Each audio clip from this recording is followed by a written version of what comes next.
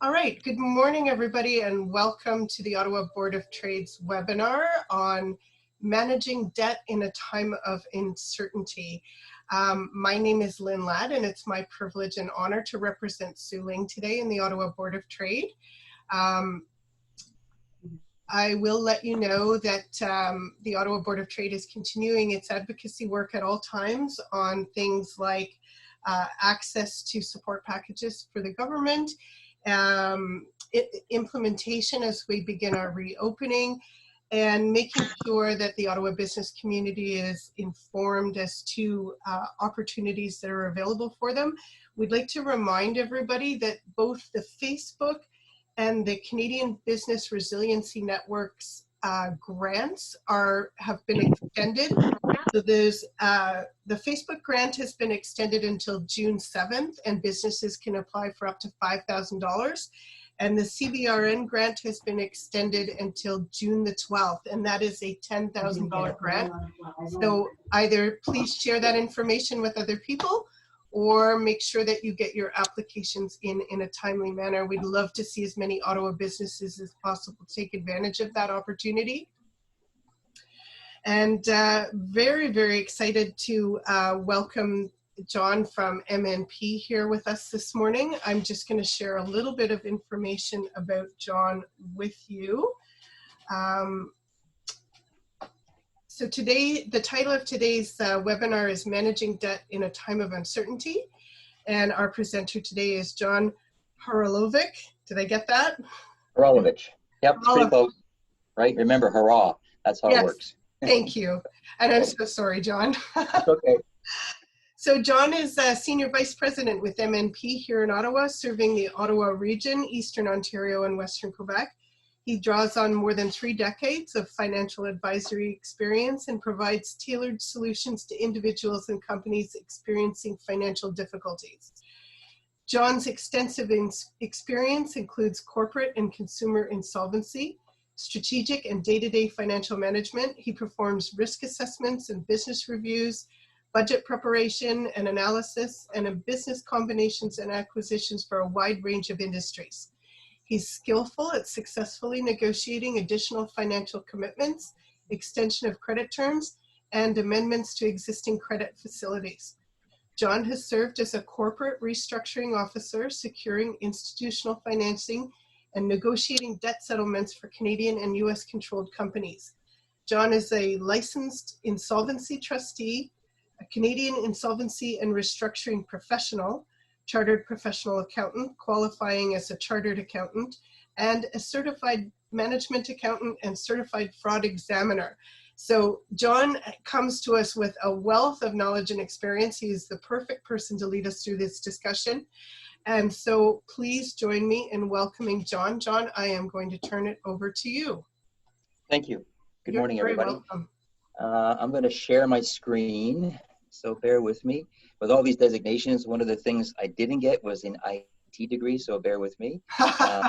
So hopefully everybody can see my screen. You're okay. Good to go, John. Okay, I'm going to start the slideshow.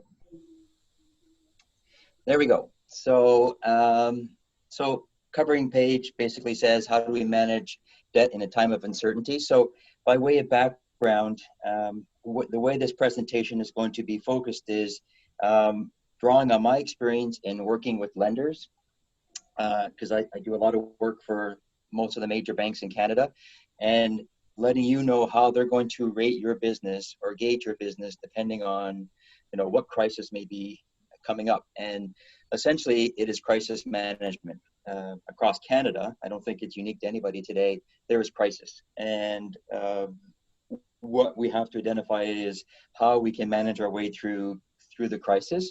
So, okay, trying to make there we go. So page 2, I'd also bear in mind that we have about 30 minutes. So I will move through this probably faster than we would normally do. But, there is a Q&A period, and then, you'll have my contact information. If you want to have a call or a chat or an email, by all means, you can reach out to me. So, so understanding our corporate financial health during COVID and again, any other crisis. So a crisis can be trade wars, can affect the company, change in spending habits of consumers, affects how companies operate. Today, COVID is big because it affects everybody. So the points I have there is, how do you stay in business, the new normal, how are we going to adapt? This is a crisis for everybody. We have to be able to adapt. Everybody's prone to this. Even our firm, as a professional services firm, has to adapt to the new normal. How can I pay my creditors, secured versus unsecured? Where do my priorities go in my cash flow if cash is tight? Will your bank work with you, and for how long? That's a big question in today's world. Banks right now are staying silent on making attempts to recover and deal with troubled companies, but that's not going to last. That eventually the banks will have to make business decisions and make decisions on which customers they're prepared to work with and which ones they're not prepared to work with. Other questions: once we open up, will we have customers? Will you have suppliers? Can I get product? Can I sell product? These are all things that have to be considered. And will my employees return? Again, there's a big question mark to that. Who's comfortable coming back to work? Who's not? So, the overall statement there is, how does my business measure up when you consider the above? So, the gauge where you stand now, how is your corporate financial health? So warning signs, and these warning signs are generic and they apply, generally all the time. Again, COVID does make things a little bit more active for all of us, but generally, how much of your business have you lost? And this is trying to identify the crisis. So before I get into how a bank or an external party is going to view your business, these are things that you have to, as a business owner, entrepreneur, have to sort of line up in how you assess yourself, because that's how the outside is going to assess you. So you have to understand your business. So first of all, out of the gate, from your business, how much have you lost? Are customers knocking on your door? Have your suppliers shut down? Can you find alternatives, and at what cost? All these things are going to make a difference on, your contribution margin, how you sell product outside, how you provide services to the outside public. Employee source deductions, HST remittances, have these been paid? I center those out because those have super priority. And beyond your commitments to the bank as a business owner, you also have statutory obligations to the government of Canada that extend beyond the corporate veil and attach to directors. So that one is specific because, again, in time of crisis and you're pinching pennies, you're trying to figure out, do I keep my banker happy? And I compromise amounts that I have collected for HST and source deductions and not pay those to the government. That is just as bad, if not worse, than not paying your bank. So those are important because your banks do look at that. And if those aren't being paid, that is, again, a sign for the bank that there is trouble within the corporation. Can you maintain your insurance? Again, another key piece of the puzzle is, if you can't cover your insurance and secure your assets with coverage, financial institutions get very nervous because their collateral is at risk. Do you have cash, and do you have enough in reserves to sustain you through this, uncertain time? Are your lines of credit maxed out? If they are, what are you going to do about that? Because again, if you don't have room to move, how are you going to manage your business? Broken borrowing covenants, what will your lenders accept as a breach? Again, you trying to understand what the bank has given you as covenants and how you're being measured. You should be looking at your covenants to see if you're offside on any of them. And if you are, you have to be prepared for some reaction from your lender. Lenders, have they sent demand letters? Before the crisis, lenders may have been more proactive. Have you gotten that letter? And basically it's a demand letter from the bank calling your loan and saying, you've got a period of time to make a payment back to the bank. Has that happened? That's a key crisis that you need to be aware of. Things, again, are a little silent, but it doesn't mean that they don't ramp up fairly quickly. Again, centering on insufficient cash available to satisfy loan repayments. You've got to know that in your cash flow. It's not up to the bank to figure that out. That's you as an owner of your company. You need to know that and be ready for the reaction from the bank. Non-payment of rent for landlords, again, another big issue because of things being closed and shut down. Landlords aren't getting paid. There are programs to assist. Some landlords apparently are cooperating. Some landlords aren't. you don't pay your rent, landlords have certain rights. It's called distraining. They can close your doors in your business, seize the product that's inside. That's a concern for the bank. Another one that I put down as an accountant, a former accountant, I always look to financial statements. If your external accountant is putting a going concern note in your financial statement, that's like a super red flag, super crisis. No matter whether it's COVID related or anything else that you may be encountering, that note in itself is a key driver to a lender looking at that saying, there is a problem here. And you have to then look at that company and figure out what the problem is and see if it can be fixed. So again, putting my CPA hat on, when you put that note in as an accountant, you're telling everybody who gets access to these financial statements, we think there's a problem. As the external accountant for this company, you need to be aware. It's almost covering your butt perspective from an accountant's perspective side of it, but it is a note. It's a big red flag. So this is crisis management. Again, focusing it on the company side before I jump into how the external lenders and finance stakeholders are going to view your company. Where do you sit in the crisis meter? So there's various, and we'll go through each level. Fairly simple: green, orange, red. Green is good, orange is problem, red, big problem. So you have to identify your crisis internally, and then you have to seek help. You have to bring people to the table that can help you, and be ahead of the curve is ideally what we're trying to present here today, so that you have a plan when your external stakeholders review your financial information. You've got something to go back to them. Sitting with your arms crossed saying, not sure, not what I can do, that kind of solution doesn't work well. Banks do expect to have loan losses. And, having done this for a number of years, it is surprising, or I guess it's not surprising. You have to bear in mind that a bank is treating your company as a business. And in this relationship, can they make money servicing you? If the answer is no, then they will simply cut their losses. And it hurts you more than it's going to hurt them. So we always have to bear that in mind. And even as a licensed insolvency trustee, there are situations that I'm put in where I think we can save the company. But I'm told by the party that appoints me, usually a major bank, we want the company closed. We're not prepared to stay in for the long haul. That's heartbreaking when you hear that. I have a job to do. And sometimes I'm also in conflict of what I have to do in order to satisfy my client. So the important thing is for you as owners to identify your crisis and see what you can do to resolve your way through it. So we're here to help. Your accountant can sometimes help. If your accountant can't help, maybe your lawyer if there's a legal issue.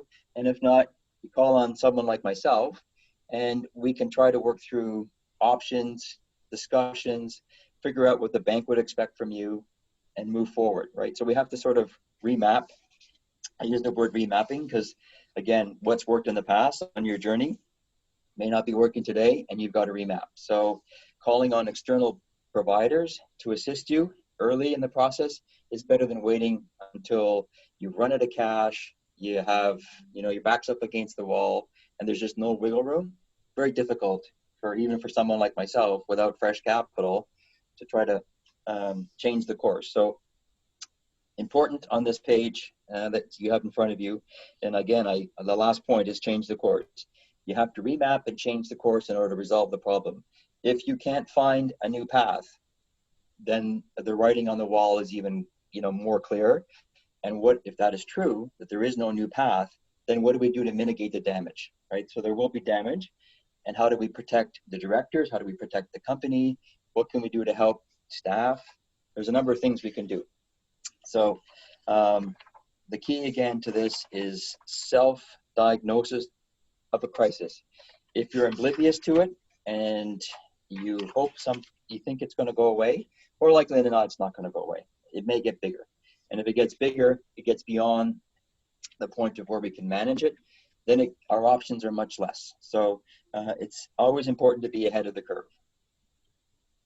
So switching into green. So this is where you identify the crisis and you start sharing that crisis with external parties and hopefully partners, friends, whatever you want to call your external parties that help you. But you've identified a crisis and you've now start sharing that with your lenders, your external parties, so they understand what's going on and what your remapping plan is and how you get through this crisis. So, you know, with COVID, I think everyone's going to have some form of crisis and how they're going to manage their way through it. I think banks are going to be extremely busy from the local level and the branch level, reviewing financial statements, understanding what's happening with their customers. They're going to be extremely busy out of the gate, and then they're going to start making some decisions. Here in the green level is you're working on a collaborative basis between you and your stakeholders. There might be some confidence lost by the lenders, but you know, you have to make sure you get a hold of them so that you don't lose the chance for voluntary restructuring. So you have time to develop, create corrective action, but that's, again, the company being open with its external stakeholders saying, we have a problem, we think we've resolved the problem, and here's how we're going to get through this. It may require the account being moved to special loans. That's entirely at the branch level. Within the banks, they have certain measuring tools that they decide when accounts get moved to special loans. So special loans is a branch with a division within the bank, for those who don't know. And their key job is to determine or try to collect the amounts owing to the bank. Sometimes difficult to get out of special loans. Again, in maybe in the COVID world and post-COVID, there might be more opportunity for that to happen. In the past, it hasn't been, you know, seamless to go back to the branch level, but there may be opportunities to attract a new lender, and that's sometimes part of the strategy in going through this. Is you go out and you say, I have a problem, I am in special loans, but I can maintain my payments, but I need a bit of time, I'm working with another lender, we're going to raise some capital, and we're going to move, you know, our accounts to a new lender who, you know, seems to be happy to have us join their team. That may be difficult post-COVID. I'm not sure that banks are going to be rushing over each other to book new deals. So, you know, we have to bear that in mind as part of our solution. Staying put, unfortunately, may be the only option. And what is that going to entail? So, so just bear that in mind. That, again, in the proactive situation here is you want to be ahead of the curve and letting the bank know, and whoever your external source of financing is, that you need some help through a bit of a crisis, and hopefully that they partner with you. The next one gets into the orange. So this area is where the external party says, you know, I hear you. I'm not feeling everything you're saying, so I want to bring somebody in, someone like myself, to assess what you're telling us, because we just want to believe or understand what you're saying is reasonable, logical, and makes sense. So we're called in, if we're not advising in the green area, in the green box for the debtor, we're called in here by the bank. So the bank will call me and say, we've got this corporation, we've received some cash flows, we've seen some covenant breaches, change of business, whatever it may be, and we're not feeling really comfortable. This is definitely driven from the account being in special loans. A review assessment is not going to happen from a branch level. Most likely it comes from special loans, just because that's their mandate. So they come to me and they say, Mr. Haralovich, we have XYZ Corporation and we'd like you to go in there and assess the company and tell us what our security looks like and vet their cash flows, if there are cash flows, and on how we can manage our way through this. So that's the first sign that the bank is feeling uncomfortable, and you need to be aware that that's a pretty big step. A review assessment, it does spell out that I am going to share with the bank my interpretation of where the company is and what I believe the cash flow says based on the information provided to us by management. If a company doesn't have a cash flow, that's a pretty telling sign that they don't know how to manage the crisis. And so that green box of staying ahead of the curve, the company's not ahead of the curve. And this does happen, that there are no cash flows, and difficult for us to understand your future prospects if we don't have some tool to allow us to say, here's how we're going to measure your performance going forward based on your plan. So there has to be something that we can measure, and that slides into this monitor role right below it, that after there's a review assessment, typically, if the bank is going to support you through any type of long-term restructuring, they will require a monitoring engagement where we basically report back to the bank on your progress or on a company's progress through its troubled restructuring time, comparing that to their plan and what they, and again, if there's any changes to the plan, if those changes are supportable and something we can let the lender know. The key to all this is nothing goes well. I can tell you from my job, if the plan out of the gate changes fairly quickly, it shows to the lender and even to myself that the first plan people weren't confident in, the company wasn't confident in. So again, before we rush out and present a plan, let's make sure that the plan is strong and the company supports it. So when you report back to your lender, that is really key, that you have to make sure your plan is realistic and it can be achieved. So the monitoring can last, for a significant period of time. I did one engagement where we must have been monitoring for about 2.5 years. So it shows you in some cases that this company stayed in special loans for that long. It was monitored by myself for a significant period of time.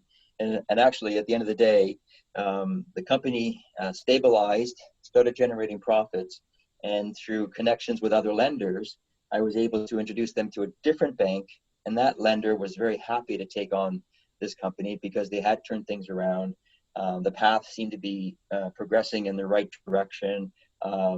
So they were, again, as part of my toolkit, I do work with a number of lenders, and we were able to transfer this file from a lender where it was in special loans back to a branch with a different lender. So monitoring will go on as long as the company remains in crisis and as long as the external holder supports the ongoing efforts of the company. So again, today I'm reporting on another company that we've been monitoring for over a year. It's sort of tech-based. So even in today's world, tech is affected by this. So it's going to make some changes to the process. We will have to speak to the lender about reducing loan payments, et cetera, because cash flow is decreasing. But that's my role. My role is to say to the bank, still a good company, still making some money, not making as much as it used to make. Your loan payments are pretty significant. We need to reduce those. So I've got to make that pitch. That's part of my role, working with the company and being the middle person between the bank and the company, hearing what the company says, understanding what the bank wants, and trying to find some common ground. So that's part of the monitoring. The next one is a little bit more formal. So this is really the last chance for you as owners and stakeholders of a company to have some control in the process. Beyond these two options, being a corporate proposal or a CCAA filing, everything else will be driven by the secured stakeholders. You will have very little say going forward. In the next slide, when we jump into that. So in a corporate proposal, essentially what that is, with support of your key lender, you go back to your unsecured creditors for the most part, and you suggest to them that I can't pay you in full. I'm going to offer you some payment plan over a period of time in order to satisfy your unsecured claim. Most secured creditors would have to support this. So I've seen in the past, and it never goes well, is a company files a corporate proposal without talking to their first secured creditor. Doesn't go over well. You've jumped over the crisis, you've jumped over the green box, you're now at the very end of this orange box, and you're now asking your lender to say, hey, can you support me through this without having any dialogue? The reaction will not be good. It's just typically, pre-COVID, it was never good.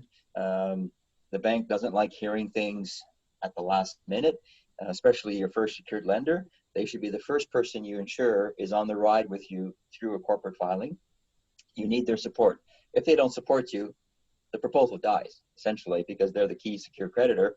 They're going into my next slide where it's red, and they're taking alternative means to collect on their debt. So it's important to always have your primary stakeholder, first secured creditor, on board, ensuring that when you file a corporate proposal, that you've got their support. There are key statutory provisions in a corporate proposal that are really important. And the biggest one is employee source deductions. I mentioned that earlier in one of my warning signs. in a corporate proposal, you must satisfy that claim, whatever that amount is, within 6 months of court approval. So if there is a $200,000 employee source deduction issue in your company, you've got 6 months to pay that off. So that's got to be in your cash flow. Can it be done? Sometimes that's very difficult to achieve. Now, post-COVID, CRA may be more open to giving some, more time on that, but it is statutory set out in the Bankruptcy and Insolvency Act. That is a required provision. Without it, the corporate proposal does not validate and will not be accepted. So it's a statutory clause that has to be in there. So that's really important. HST, although it has a priority claim, in the filing of a corporate proposal, becomes an unsecured creditor. So there is an advantage. If you had to make a decision in running your company, do I pay HST, do I pay source deductions?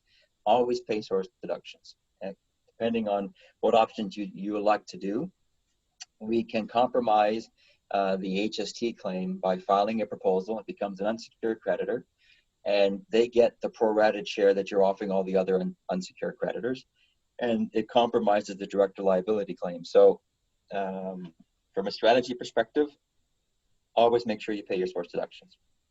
CCAA, again, the trigger for that is having more than $5 million of debt. That's a very expensive process. So if you're looking at it from a financial perspective, a corporate proposal is much cheaper to file. It's typically trustee-based, not much legal involved. Your lawyers would be involved in working with lenders to ensure you enter into a forbearance agreement. So a forbearance agreement is essentially an undertaking between the bank and the company where both parties agree to certain terms that the bank won't take any measures to collect on its debt, provided the company, follows certain criteria. And those are very boilerplate. The banks are pretty good at creating forbearance agreements. Not a lot of wiggle room in those. From a corporate perspective, the banks want what they want in their forbearance agreement. You need the bank to support you in the corporate proposal. So there is a little bit of, pushing from the bank saying, this is the deal. If you don't accept it, your company's deemed bankrupt. So you sort of have to accept it. So forbearance agreements typically follow in corporate proposals if they aren't already done in the review assessment or the monitoring. Forbearance agreement could be there as well. And stepping back in a corporate proposal, if we were forced to file that on behalf of the company, that's something that would have been discussed with the lender through the review assessment process and the monitoring engagement. So lenders do support proposals when it's right, when it's the business can be positively supported through a debt settlement of the unsecured claims, then it works out in their favor. Corporate proposals also allow you to terminate leases. There are provisions within the Bankruptcy and Insolvency Act that you can terminate a corporate lease. There is a very complicated calculation how to figure out what their claim is. Those sometimes are very expensive, so we have to sort of work our way through that calculation. So there are provisions to allow you to vacate a premises if, say, you have multiple locations and you wanted to move down to one location. You have a provision within the Bankruptcy and Insolvency Act to allow you to compromise your leases. CCAA does do that as well. Again, a different process, though. It's more court-driven, more legal, more expensive. So cash flow-wise, it's better suited for much larger corporations. Typical one in Ottawa, it would have been the Ottawa Senators would have used a CCAA filing when they did their restructuring. Again, expensive. So if cash flow is tight and access to cash is limited, CCAA filing has to be thought through with the support of the key stakeholders. That's usually the driver on that. And the $5 million debt threshold is important. So generally across the board, corporate proposals work more efficiently. But CCAA is used, you see it a lot in Toronto court more than you see here in Ottawa court, just for larger size companies. So you've heard a lot of the, NYGARD and a lot of these national chains have filed for protection under CCAA, and it is to deal with the ability to go back to court quite often and get directions from the court to allow the receiver, or sorry, the trustee, to do certain things that it needs to do in order to liquidate the company's assets and clear up its obligations. So you need the blessing of the court on a lot of things. For example, terminating leases.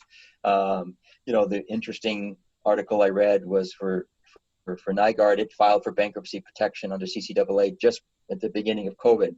And then, of course, you can't run a liquidation sale when all the malls are closed.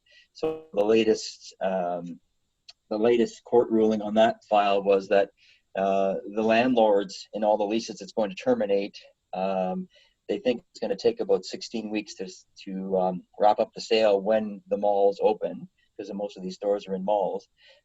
So for 16 weeks, the trustee is going to pay occupation rent to the landlord. The rent that was due from the date of filing to the date the 16-week sale process starts, whatever number of months that is going to be a secure claim under the CCAA filing. So you wouldn't typically get that based on a corporate proposal filing. And that is, again, the nature of what we're dealing with now with COVID. The trustee had to be creative in helping the landlord, because all that inventory sitting in the mall, it has to be sold and removed. But how do you do that when you have restrictions of, like in Ontario, 5 people or less? How are you going to manage a sale? We've all seen TV stories where there's going out of business sale and people are crashing through the doors to get in there and get product. Well, that's not going to happen today in the COVID world. That's going to be very restrictive, and try to run a sales process in an environment where you have to limit the number of people that can be into a store, and they have to be social distancing, and you have change room issues, et cetera, et cetera. How are you going to run that? It's going to be very interesting how they work their way through that. Just keeping my eye on my time, so I've got about 8 minutes.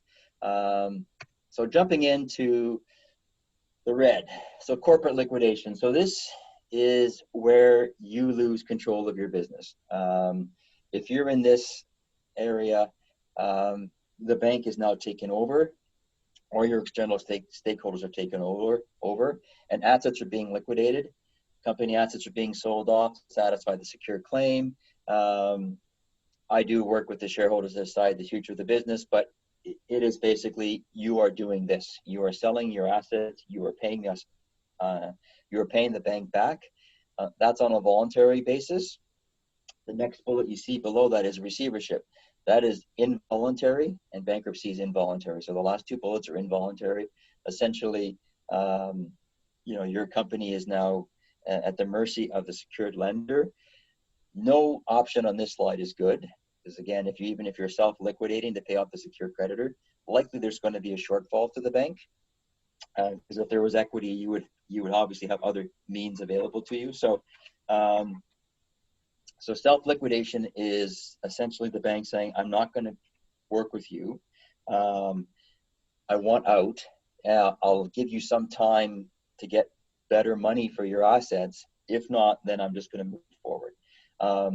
And triggers for the bank is they're going to issue what they call their 10-day notice to enforce security. So if they haven't done so yet, they definitely will at this stage, essentially telling you have 10 days, after which the bank is free to do what it wishes. And at that point, they will be looking either whether the company can self-liquidate, or they will appoint someone like myself in a court-appointed receivership.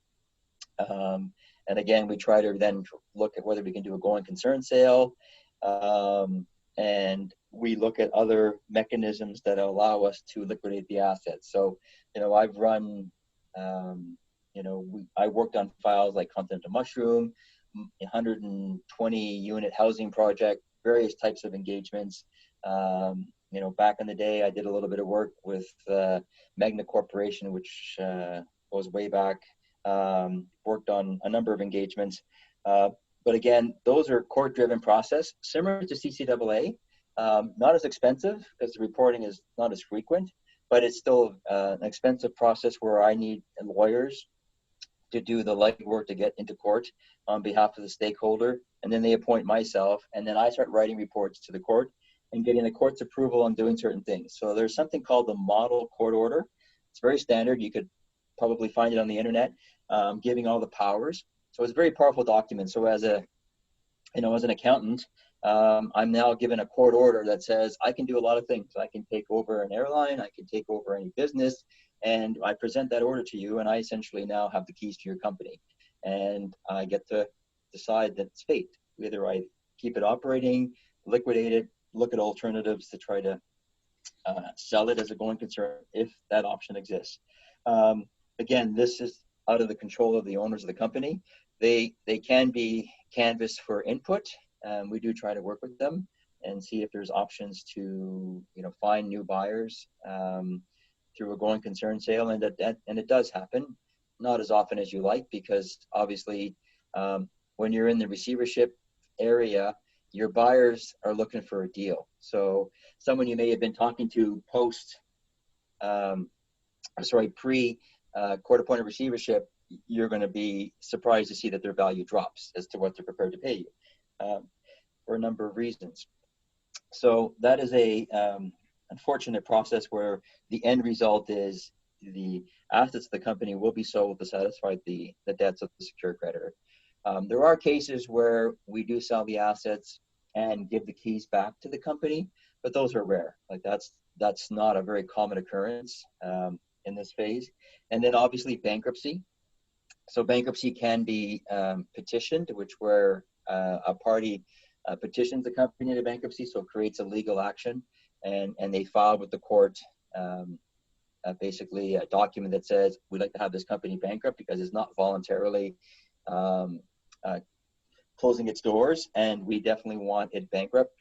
And there's many reasons for that. Sometimes receivership doesn't reverse priorities. So, for example, HST in the receivership is still ahead of the bank. How you can reverse that HST priority is you bankrupt the corporation. It then becomes, like it does in a Division I proposal, an unsecured claim. So banks, if there's a high HST debt, will ask the company to voluntarily bankrupt itself.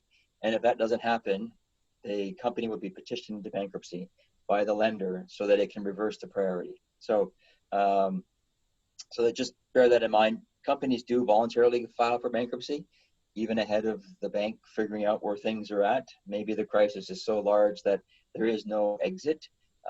In COVID, post-COVID, I think there'll be a number of companies that have already come to that conclusion that post-COVID, there is just no future and that we're not going to be able to open our doors. So I suspect we will see a rush of bankruptcies in the fall and rolling into 2021, just because the market has changed so much that their confidence is lost. So anyway, that's the red slide. It's a little grim, but it is a fact of sort of the reality of where we are today in life.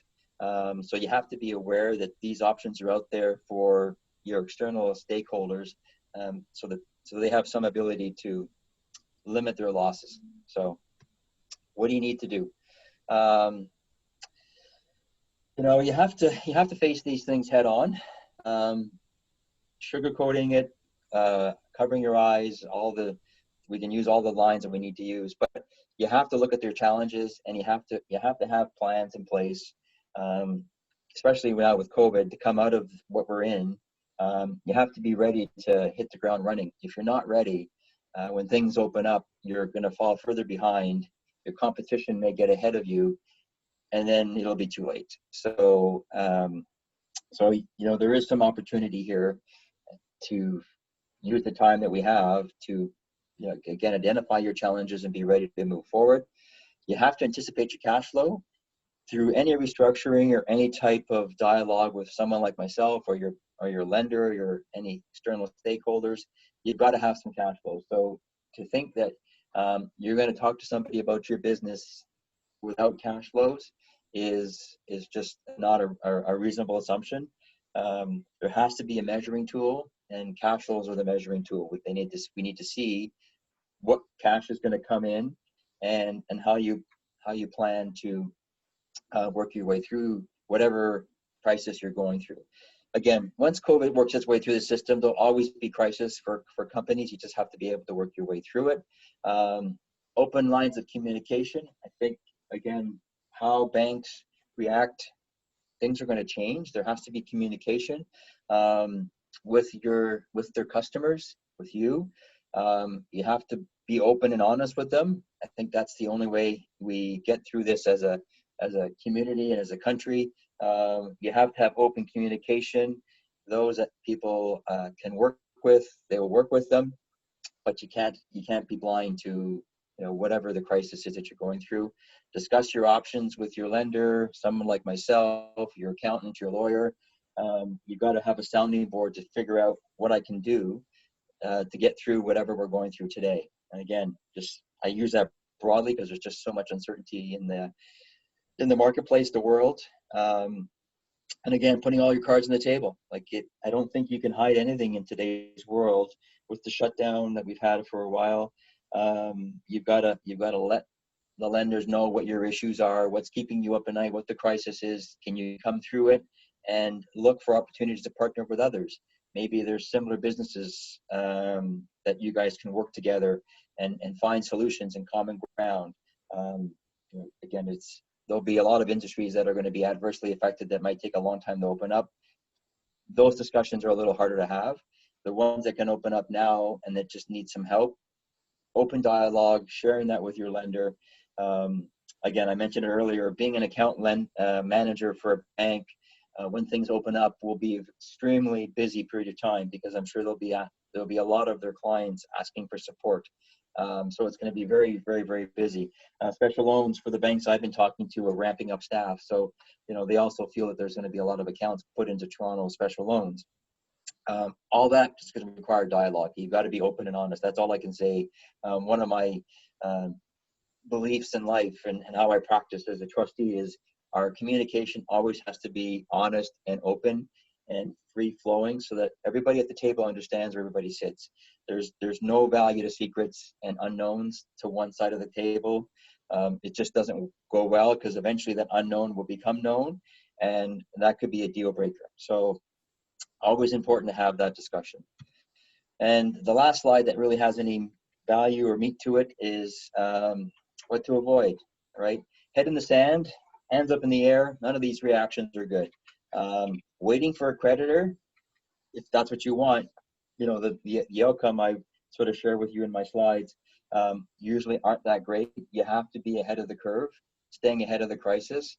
Putting more money into your business without a detailed plan and that can be supported, not a good idea either. Don't throw money into an open pit because again, that money just keeps falling to the bottom and you never recover it. That's not the strategy of just throwing more money into something and hoping it recovers. That may not be the solution. Take a step back, talk to someone, talk to your bank, talk to someone like myself. Let's understand where you need to go. Because just simply putting the Band-Aid over, throwing more money in or borrowing more money at high interest rates to cover a bigger crisis doesn't usually end well. Avoid the tough calls with your stakeholders. Don't be afraid to talk to your lender. Don't be afraid to talk to your other partners because again, in today's world, you need people to support and we all have to work together as a group. Don't avoid the phone calls. That's all I can say from a trustee's perspective. Essentially going forward, you have to be on the phone with your partners. If not, then you're forcing them to make decisions on your behalf. So that's it for my slides. I know we've got 17 minutes, I think, or 14 minutes for questions. So Lynn, I don't know if there's any questions that you'd like me to answer. Yes, so we do have a couple of questions. So what we're going to do right now is give John a moment to pause and rest. He just downloaded an incredible amount of very complex information in a great, simple, and easy way to understand. So while John is taking a quick break, I'm just going to share some information with you. The first thing that I would like to do, and John, I'm going to take over the screen for a moment, Okay, I'll stop my share. So the very first thing that I would like to do is give a shout out to our sponsors for today. The Ottawa Board of Trade is a not-for-profit organization, and we rely on the generosity of our sponsors to help us bring you programs like this today. So I would like to thank our community partner, the Ottawa Citizen, our event sponsor, Enbridge Gas. And of course, I would like to thank our presentation partner this morning, MNP LLP, which is a great member and strong supporter of the Ottawa Board of Trade. So we thank them all very much for their generosity and for their support of our activities here at the Board of Trade. I'd also like to share with you some information about upcoming webinars that we have on the horizon for the month of June. Next week on the 9th, we're going to hear from KPMG, and KPMG is going to talk to us about navigating this new world. In particular, they're going to focus on cybersecurity, business interruption insurance, and business valuation in a volatile environment. So I think that's going to be a very interesting conversation as well.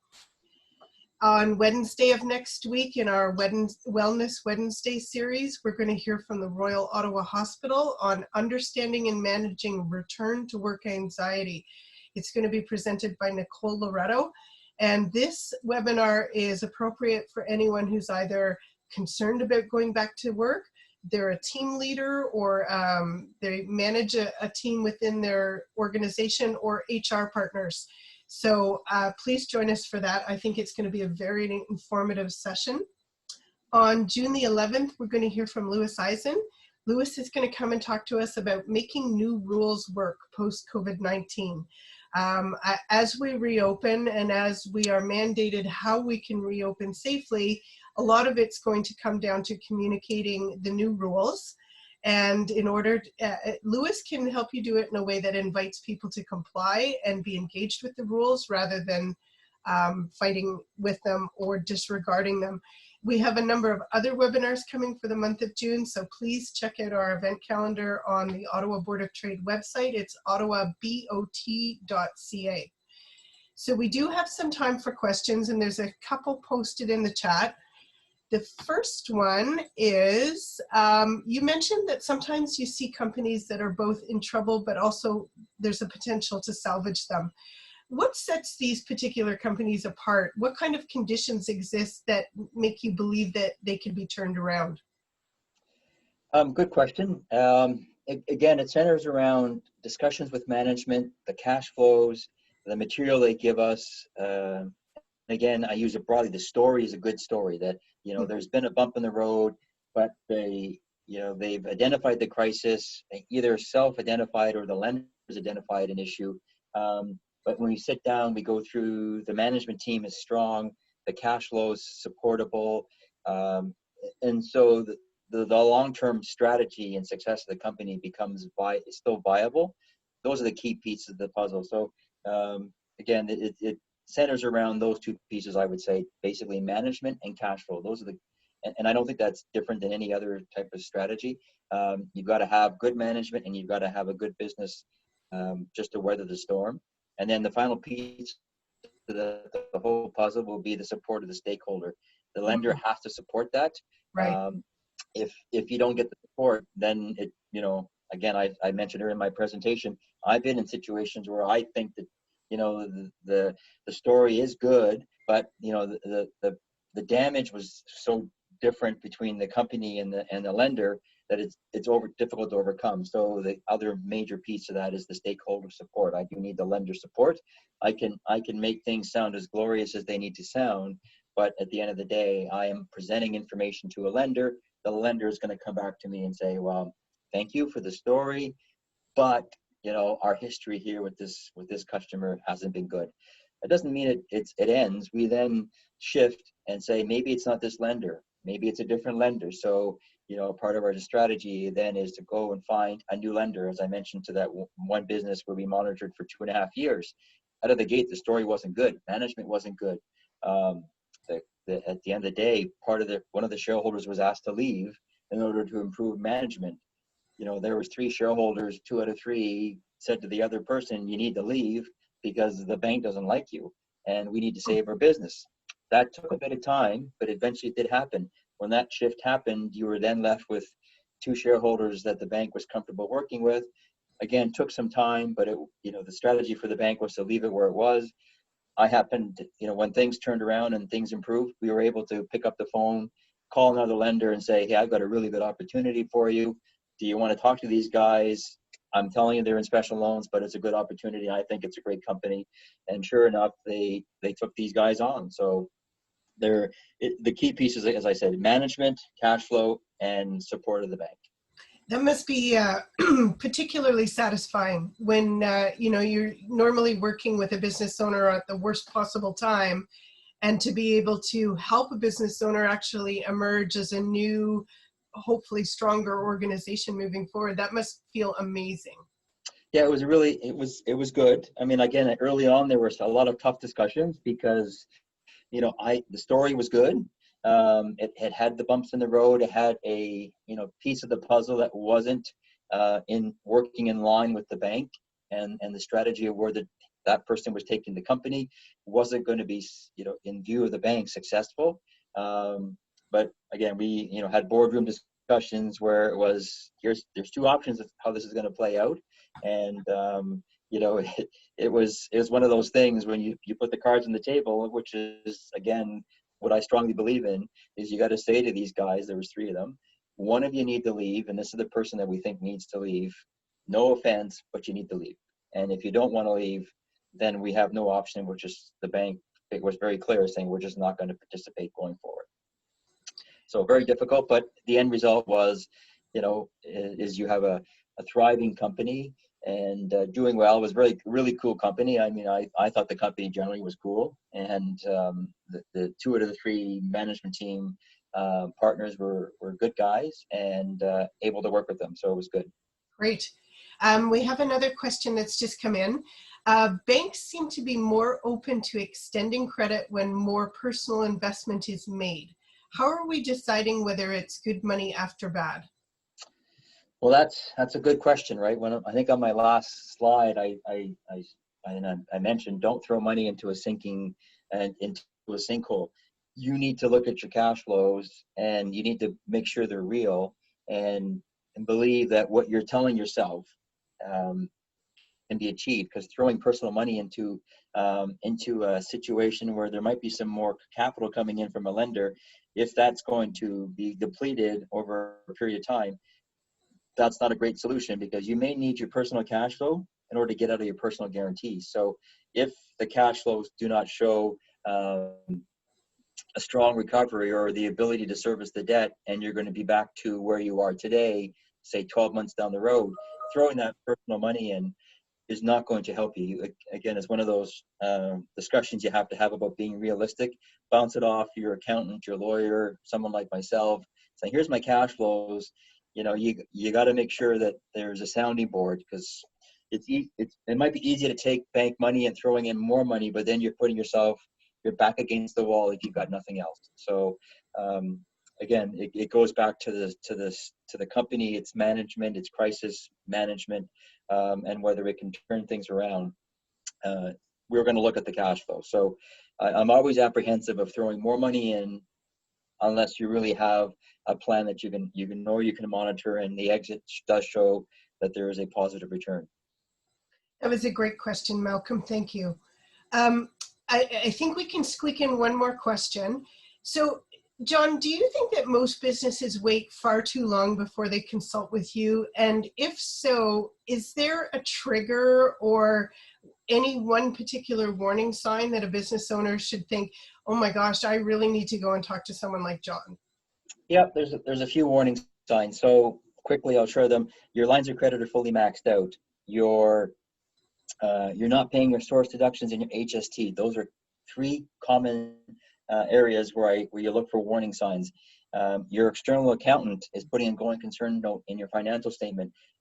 That again is another warning sign that you need to be aware of. So in your day-to-day operations, if the line is always fully utilized, the extent of a line is to have some fluctuation in it. So it could have its peaks and its valleys. If it's always maxing out, there's a problem in your cash flow. You've got to find ways to bring that borrowing down. And again, if you're collecting money from HST, and let's remember what HST is you're collecting a tax from a third party, which you're supposed to give to somebody else. That's not your money. So if you're using the government's money to support your business, that is a true warning sign, because you know that that's not your cash and you owe that to somebody. So That's why the government has these statutory provisions, because in the view of the government of Canada, you're touching the government's money and you're essentially collecting on their behalf. And there's a whole discussion around why we have to collect on behalf of the government, but you are collecting third-party money. It's not your cash. And if you're using that or not paying that immediately, you're using it. So that's funding your business. Excellent answer. Thank you, John.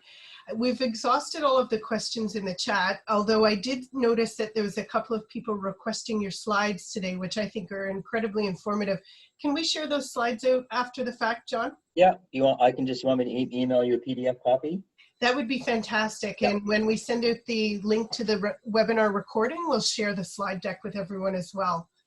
Okay, yeah, I'll get that converted and sent over to you. Lovely. So that was a great presentation. Honestly, I think every smart business owner in the city should have attended, because I also believe that you should always know what all your contingency plans should be and what your potential options are. So hopefully people will flock to the website to watch this, but I think you did a marvelous job and it was really, really informative. So thank you so much, and thank you to MNP for supporting the Ottawa Board of Trade and for allowing this webinar to take place today. I wish you all a wonderful afternoon, and thank you for joining us today.